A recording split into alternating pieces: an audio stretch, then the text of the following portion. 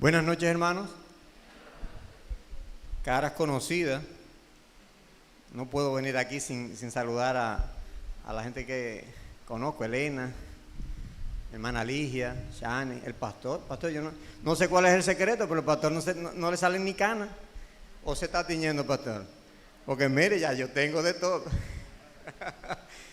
Un placer de verdad verle. La última vez que lo vi estuve en Mella. Y ya mira por dónde andamos. Yo estaba en Villa Mella y ahora estoy aquí en Central Quisqueya. Es un placer, hermano, estar nuevamente en esta iglesia a la cual amo. Tengo muchos amigos aquí de León y hay algunos diáconos que no veo, que siempre están aquí, no los he visto hoy. Pero el Señor tiene siempre algo bueno para nosotros en la iglesia, siempre. Así que nunca perdamos la costumbre de venir los miércoles y congregarnos cada día de culto, hermano. Eso es algo que Dios necesita, vernos aquí, porque Él tiene que hablarnos. Siempre tiene algo que decirnos. El tema de esta noche es un tema corto, pero para mí muy, muy significativo. Y lo primero que quiero introducir de esta forma, el tema, es haciendo una pregunta. Cuando usted va a comprar una casa o va a hacer una casa, hay un departamento en esa casa, un espacio. Cuando digo un espacio me refiero, puede ser una habitación, puede ser un baño, pero hay un espacio en esa casa que es indispensable para que en el futuro esa casa pueda mantenerse totalmente limpia, que haya higiene, que ustedes puedan hacer los oficios del día a día, como fregar, como lavar, bañarse, pero todo eso depende de un espacio que debe debe existir en la casa que usted va a hacer o va a comprar. ¿Alguien sabe a qué me refiero? Hable duro, hermana, que no le escuché. Cerca, no. La cocina depende de ese espacio. Depende de ese espacio, hermana. Vamos cerca. Por eso le dije, vamos a necesitar bañarnos, vamos a necesitar todo eso. La cisterna, correcto. No hay una casa, sobre todo en Santo Domingo, que usted pueda comprar. Ahora se usa mucho el tinaco, pero el tema lo titulé así mismo, cisterna. Porque en la Biblia no se menciona el tinaco, eso no existía, pero la cisterna sí. La cisterna, hermano, es algo indispensable aquí en República Dominicana. Porque aquí literalmente no tenemos una agua que llegue directamente a nuestras casas. Si usted no crea un depósito o no compra la casa con un depósito ya hecho, usted fracasó. Usted va a pasar trabajo, que más adelante le voy a decir las cosas que nosotros tuvimos que pasar, mudándonos de casa en casa, y bueno, a veces no teníamos tanta suerte. Habían algunas donde se botaba el agua de la cisterna, pero hubo otras donde no llegaba. Y aparte de la mensualidad que había que sacar una mensualidad para comprar 2 camiones de agua. Cada quincena eso era lo mismo que pagar el alquiler. Entonces, es interesante que la Biblia se toma el tiempo para mencionar varias veces y en muchos episodios la palabra cisterna. La cisterna no es más que un depósito subterráneo de agua, para acumular agua. Sencillamente, todos yo creo que hemos visto una cisterna, ¿cierto? Ahora la pregunta sería, ¿cuántos han lavado una cisterna de los que están aquí? Yo me uno, pastor, somos 2, 3. Allá creo que hay otra, Junior ha hecho de todo. Doña Ligia, no creo eso. ¿En serio? Bueno, habemos un grupo. La siguiente pregunta es, ¿cuántos han tenido que hacer una cisterna? Hermana. No, yo digo que usted la hizo. Ok, a Junior le tocó. Ok, hermano querido, no es lo mismo saber lo que es una cisterna, no es lo mismo lavar una cisterna y no es lo mismo hacer o tener que hacer una cisterna. Yo tuve que lavar una, siendo muchacho, el papá mío es vanilejo. Papá era vanilejo y ustedes saben lo que significa el vanilejo, ¿verdad? Todo lo que usted se puede ahorrar, ahórreselo. Y papá tuvo 2 varones y una hembra. Y ya ustedes saben, un día se le ocurrió dijo, bueno, hay que lavar la cisterna, porque vamos a comprar agua, escaseaba mucho en el Quisqueya en ese entonces, y se le ocurrió la fantástica idea de que nosotros laváramos la cisterna. Mamá hasta le dijo, pero ¿y por qué tú no buscas fulano? Digo, ¿pero y por qué? Si aquí hay dos varones en la casa.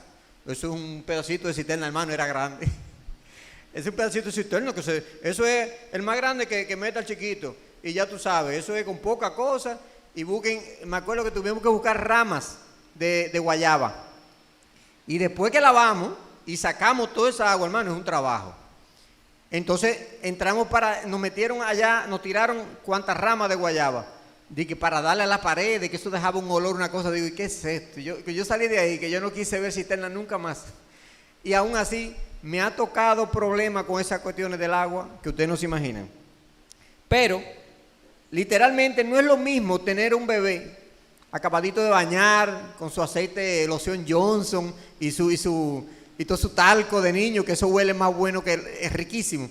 No es lo mismo tener un bebé así, que tenerlo como me tocó a mí muchas veces como padre, que cuando el bajo declaraba lo que había, yo tenía que agarrar a mi hija, a la mayor, tenía que agarrarla aquí por los hombritos, casi por las axilas, y tenía que levantarle, decirle a la mamá, ven, toma tu hija, porque no era ni mía ya.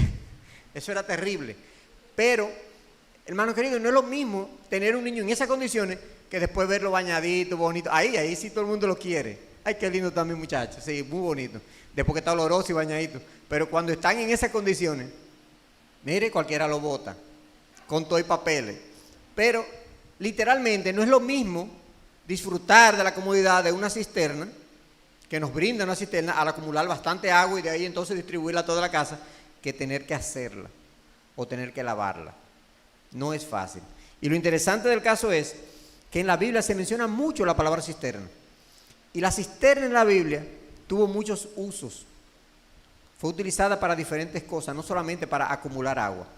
Por ejemplo, en Levíticos 11:36 fue utilizada para depósito de agua. Ese fue el uso que Dios le reservó a ese espacio dentro del hogar. Deuteronomio 6:11, si alguien lo puede buscar, ahí hay otra aplicación. Deuteronomio 6:11, también vamos a buscar Primera de Samuel 13:6 y también vamos a buscar Jeremías 38:6. Por favor, quien lo tenga se puede poner en pie. Deuteronomio 6:11, ¿quién lo tiene? ¿Alguien? ¿Les doy tiempo o no están buscando? Deuteronomio 6:11. Sí, ya, el pastor lo va a leer.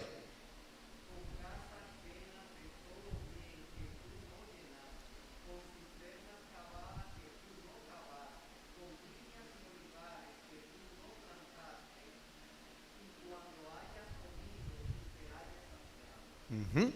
Eso fue una advertencia que Dios hizo. O sea, Dios le está diciendo al pueblo, después que ustedes lleguen a la tierra que yo les voy a dar, ustedes van a recibir de todo, cosas que ustedes no hicieron, cisternas que ustedes no cavaron. Dios les regaló todo al pueblo y le dijo, después le dice, ustedes verán en Deuteronomio más adelante que dice, no te olvides que Jehová tu Dios es el que te da incluso las fuerzas para hacer las riquezas. O sea, no te olvides. Pero el uso de la cisterna, ¿cuál era ahí? O sea, el uso no, el hecho aquí era que la cisterna que ellos estaban recibiendo no la habían hecho ellos, sino que otros la habían cavado y Dios se la estaba regalando. Pero hay otro uso.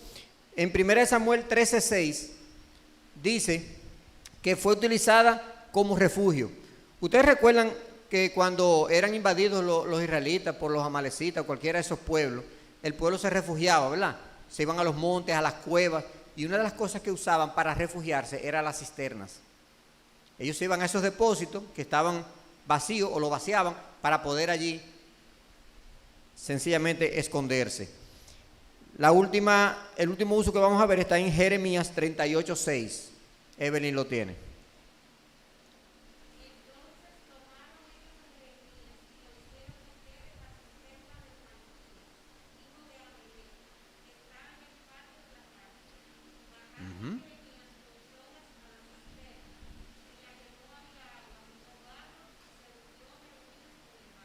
Correcto. Uno de los profetas más famosos y más respetados en Israel, el profeta Jeremías, uno de los lugares donde fue llevado ya para salir de él, por no decir para matarlo, fue a una cisterna que ni siquiera tenía agua. Dice la Biblia que lo que tenía era ya lodo, cieno. Y allá fue lanzado el profeta. O sea que las cisternas también fueron utilizadas como prisión o como castigos. Jeremías 2:13 es el versículo en el cual quiero apoyar el tema de esta noche. Dice, porque dos males ha hecho mi pueblo.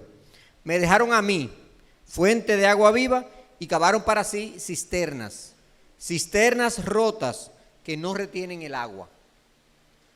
¿Cuántos males hizo el pueblo? Dos. Yo antes leí ese versículo y lo leía tan rápido que solamente me quedaba con la cisterna en la cabeza. Pero la Biblia dice que fueron dos males. El primero fue que dejaron a su Dios. Y el segundo fue que se hicieron cisternas, cisternas rotas que no retienen agua. Les pregunto, si Dios, como bendición al pueblo de Israel, le dio cisternas que otro pueblo, que otras naciones, que otras personas tuvieron que cavar, y se lo dio al pueblo de Israel como bendición, ¿por qué aquí dice que la cisterna, el hacer una cisterna, en este caso es algo malo? Porque Dios dice que hicieron dos cosas malas. Una fue dejarlo a él y la otra fue cavar cisternas, cisternas que no retienen agua. ¿Por qué ahora una cisterna se convierte en algo malo? Evidentemente que hay un mensaje muy espiritual allí, porque Dios no está en contra de la cisterna, porque Él se la dio como una bendición al pueblo. Sin embargo, ahora sí lo pone como algo negativo. Entonces, ¿qué pasa? La Biblia enseña que Jesús es una fuente de agua que salta para vida eterna. Cuando hablamos de una fuente de agua, ¿estamos hablando de qué?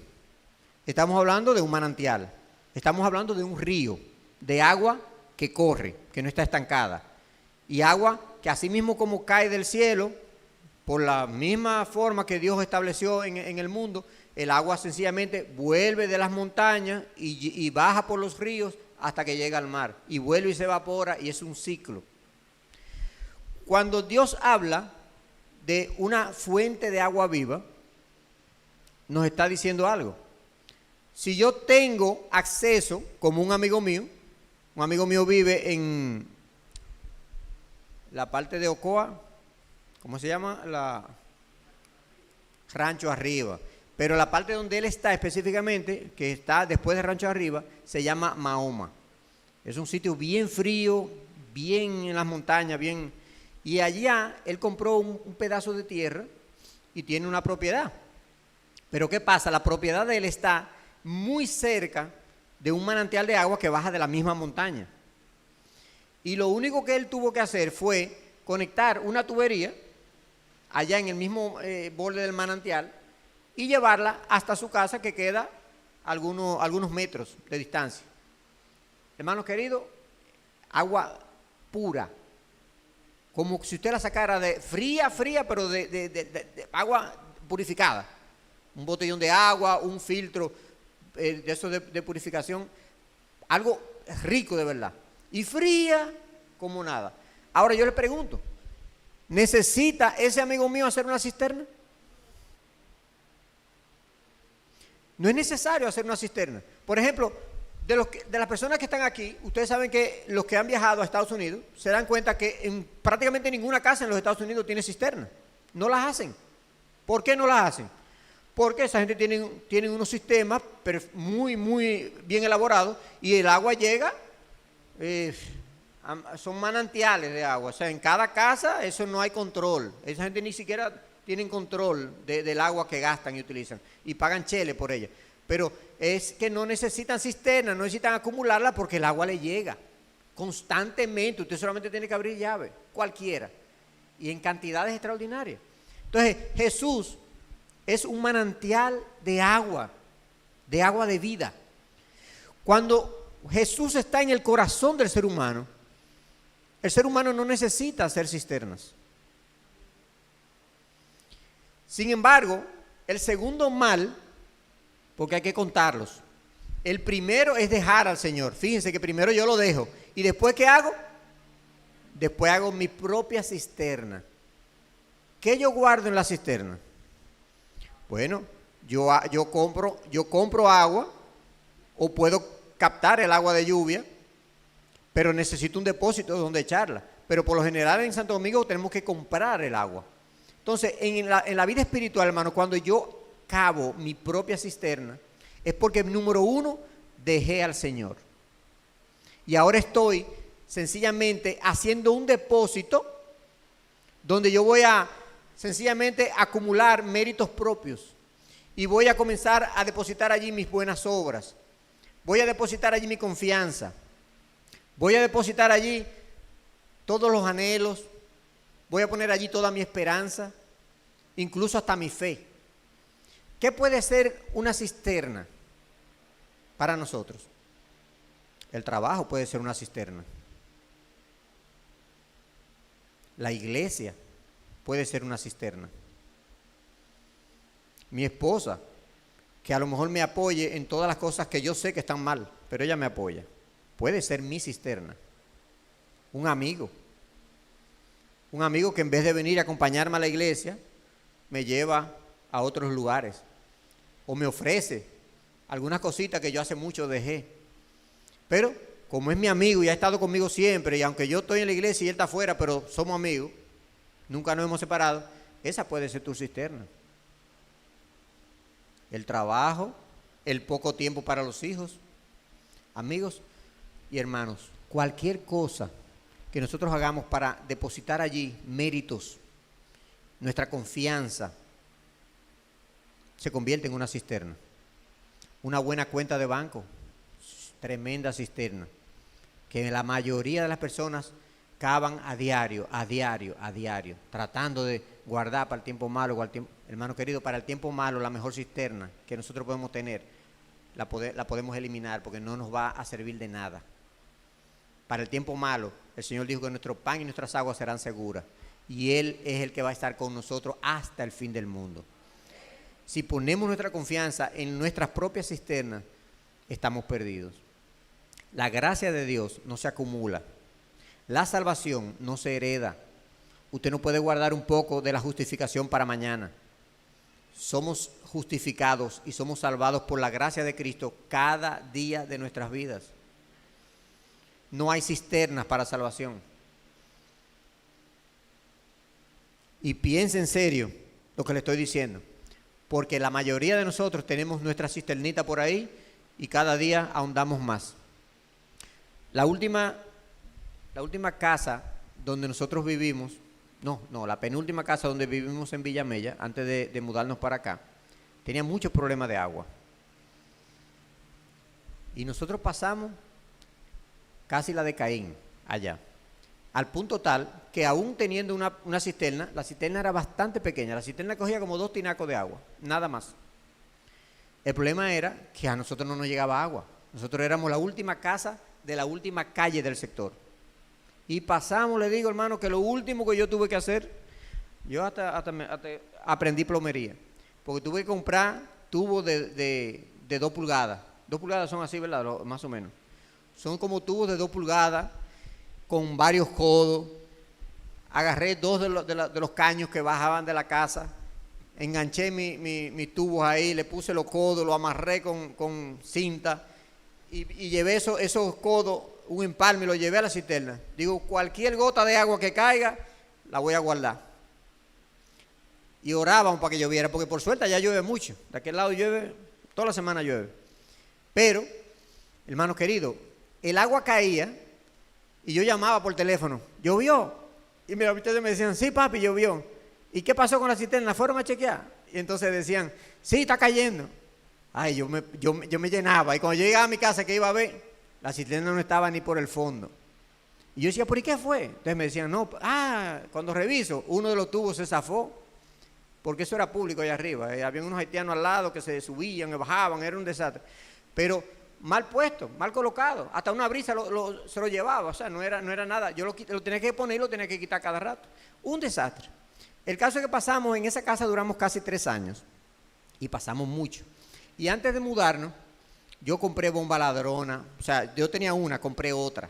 Yo decía, no, pero es que me están robando el agua por ahí. Y ponía una bomba para jalar el agua. ¿Y qué va? No llegaba nada. Al final tuve que devolver la bomba. A la suerte que era mi hermano el que me la vendía y la recibía.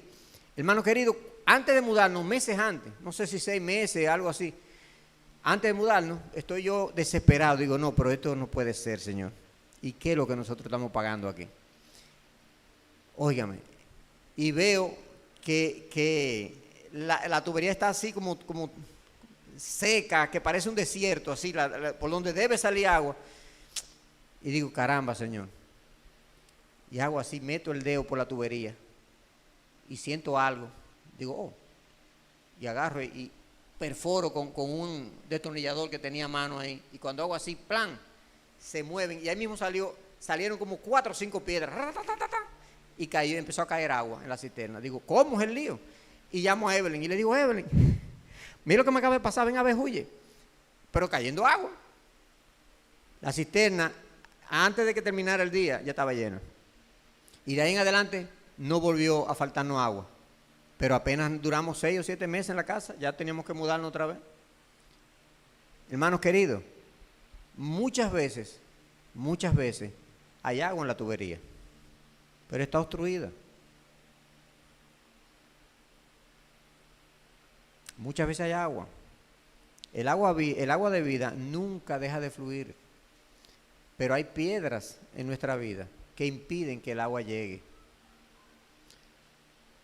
Lamentablemente nos acostumbramos a ver la cisterna sin agua, totalmente vacía, a tener las llaves sin agua, y nos acostumbramos a comprar camiones, y nos acostumbramos a coger agua de lluvia, y nos acostumbramos a que un vecino nos dé una manguera. A veces no oramos, a veces no estudiamos la palabra, a veces no compartimos lo que ya Dios nos ha dado, y tenemos una vida tan estéril que nos convertimos en desiertos. Y Dios está tratando de hacer un milagro en nuestras vidas. Dios lo único que quiere, igualito que hizo con Lázaro, es que quitemos las piedras. Hacemos un pequeño esfuerzo y Dios va a hacer todo lo otro. Incluso hay una historia que es la misma que estamos hablando de Jeremías, que cuando Jeremías ya está en la cisterna, literalmente Jeremías iba a morir. Jeremías no tenía fuerza ni para salir, ni para poder sostenerse mucho tiempo. Era un hombre ya de edad y estaba totalmente solo en ese lugar. Y no era agua lo que había ahí, era lodo. Usted sabe cómo usted resbala en el lodo, ¿verdad? No había forma de él trepar ni nada. O sea, él estaba condenado a muerte ahí. Y Dios utilizó a un siervo que estaba ahí en el palacio, en el patio, y ese hombre fue a donde el rey, le dijo la situación del profeta, y él le dijo, ve y sácalo. Le dio unos cuantos hombres y la orden. El siervo fue con los hombres, pero antes de ir allá, dice que fue al palacio, bajó a un lugar allí y buscó. ¿Qué buscó? Dice que buscó muchos trapos, andrajos, sábanas, tela, cosas viejas, trapos viejos. Y empató todo eso con una soga y se la lanzó al profeta. El profeta se puso todo eso allí y entonces entre todos los hombres lo sacaron de la cisterna. Ustedes saben una cosa. Usted lee esa historia y la lee y usted como que no le encuentra más que eso, que ayudaron al profeta y que Dios tuvo misericordia y mandó a sacarlo. No, hermano querido. La Biblia dice que Jesús cargó en él el pecado de todos nosotros. Jesús se hizo odioso a la presencia del Señor, porque él se hizo pecado por nosotros. Por eso el castigo de Dios fue sobre él en la cruz. Jesús no murió porque le pusieron la lanza y porque le dieron latigazos 40. No. Jesús murió porque el Padre aplicó justicia en la persona de Cristo. Él tenía que morir por ti y por mí. Y el pecado que él cargó lo hizo a él, como dice la Biblia, maldito. Porque todo el que era colgado en una cruz se convertía en una persona maldita de Dios. Esos trapos andrajosos y todo eso que utilizaron para sacar a Jeremías de la cisterna, donde lo que había era lodo, representan precisamente el sacrificio que Cristo hizo por nosotros. y que cargó nuestra maldad, nuestra bajeza, nuestra suciedad, se convirtió, se unió tanto a nuestro pecado que Dios mismo tuvo que hacer justicia en Él en vez de hacerlo en nosotros. O sea, no veamos en la historia de Jeremías como un acontecimiento que Dios sencillamente tuvo misericordia y ya. Hay un mensaje detrás de todo eso. O sea, usted cava su propia cisterna, usted entra en su propia cisterna, usted confía en sus propios méritos, y cuando usted está allá abajo, hermano querido, por su propia fuerza y por mi propia fuerza, no podemos salir. Es una trampa en la que nosotros mismos vamos cavando y sin darnos cuenta nos quedamos allá abajo. No es fácil, después que te confía en lo que tiene, empezar a confiar otra vez en Dios. No es fácil dejar a los amigos con los cuales jugábamos, con los cuales nos divertíamos, con los cuales, y ahora acepté al Señor y lamentablemente mis amigos ya no podemos serlo. Y no es porque los rechacemos a ellos, sino porque ellos nos rechazan a nosotros. Pero cuando usted deja todo eso, el Señor dice que en esta tierra va a dar 100 veces más. Y al final también nos va a dar la vida eterna. Hermanos, con Dios no se pierde, ni se empata. Con el Señor siempre se gana. Dios es rico en misericordia y Dios nunca nos va a dejar en esa cisterna donde nosotros mismos caímos por nuestro propio pecado. Es muy fácil llegar a confiar en nuestros propios méritos. Jeremías 38:11 es que menciona la historia del siervo que se llama Ebed-Melech. Pero hay un versículo que yo quiero compartir antes de finalizar. Hay un versículo que se encuentra en Zacarías 9:11. Y por favor subraye ese versículo. Subráyelo. Apréndaselo, aunque sea de referencia, pero apréndaselo. Porque es uno de los versículos más lindos que usted va a encontrar en la Biblia. Y sobre todo en el Antiguo Testamento. Zacarías 9:11. Es uno de esos libros que casi nadie lee. Solamente lo leemos para completar el año bíblico. Pero dice allí, y tú también, por la sangre de tu pacto, serás salva. Yo he sacado tus presos de la cisterna en que no hay agua. Gloria a Dios. Por la sangre de tu pacto, Dios te ha sacado de la cisterna donde no hay agua. Esta no es una cisterna donde usted acumula agua para saciar la sed, para lavar, para hacer oficio. No. Esta es una cisterna donde no hay agua. Es una cisterna como la de Jeremías, donde lo que hay es lodo, donde esto es una prisión. Y una prisión, y ustedes saben que dice Isaías que el diablo, el enemigo, no liberta a sus presos. No los liberta.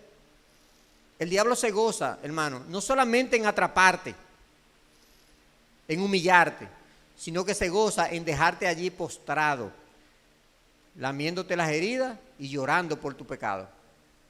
Pero el plan de Dios no es que tú te quedes ahí. El plan de Dios es liberarte.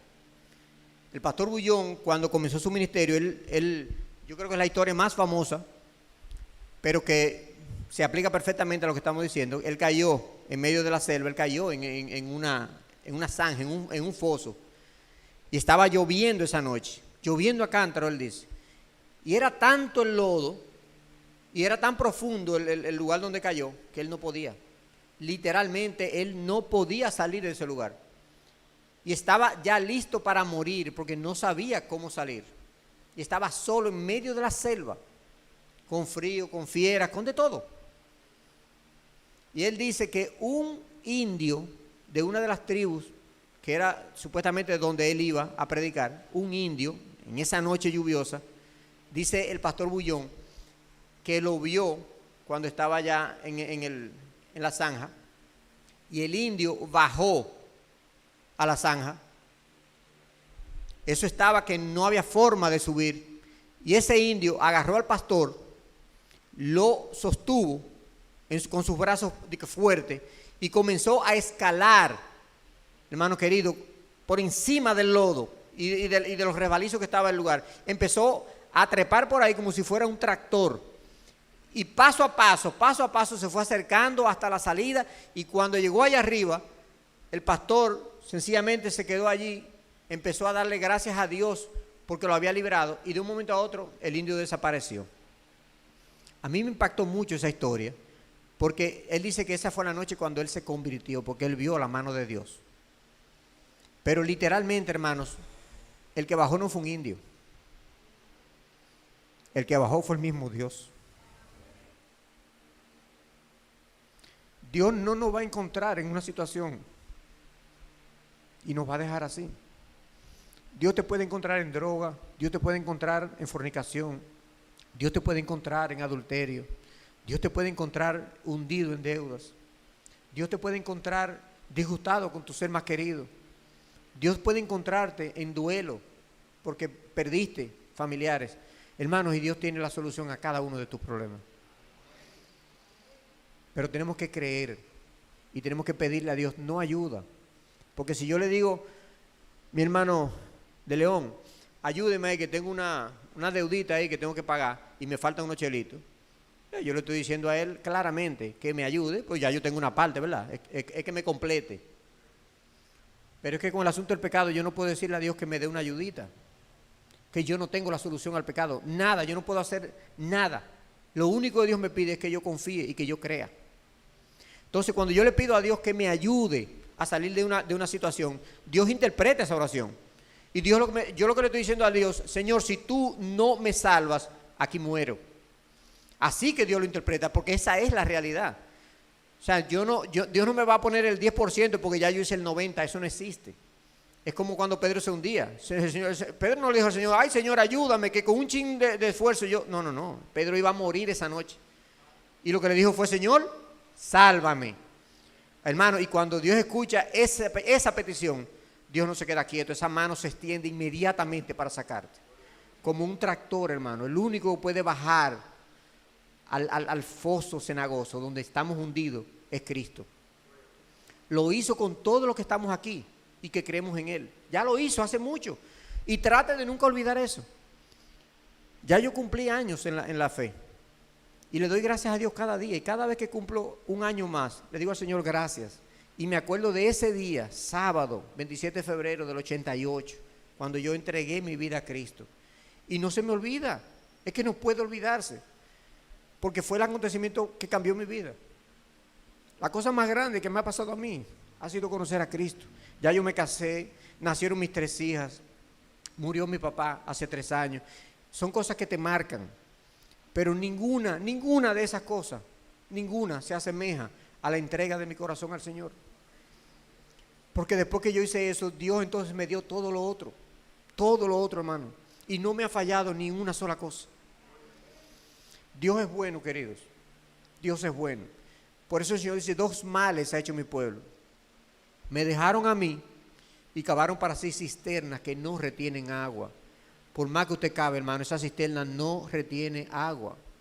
Esa cisterna se va a convertir en una prisión, se va a convertir en un desastre para su vida espiritual. Pero Dios tiene la solución.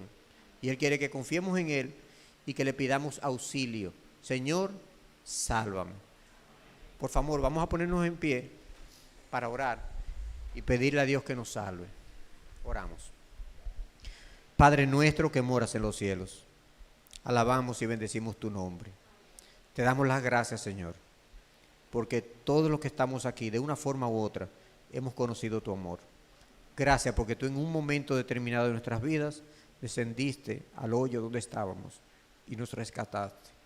Gracias, Señor, porque de verdad han pasado muchos años y hay personas que quizás tengan una experiencia de 1 año o quizás de meses, pero le garantizamos, oh Dios, a esos hermanos jóvenes en la fe que tú no fallas, que sigan contigo, Señor, que sean firmes, que sean fieles a ti, que pidan ayuda todos los días, rescátalos, dale tu fortaleza y ayúdanos a quitar las piedras que están en la tubería de nuestra vida para que el agua de vida pueda llegar y llenar todos los espacios que nosotros tengamos disponibles.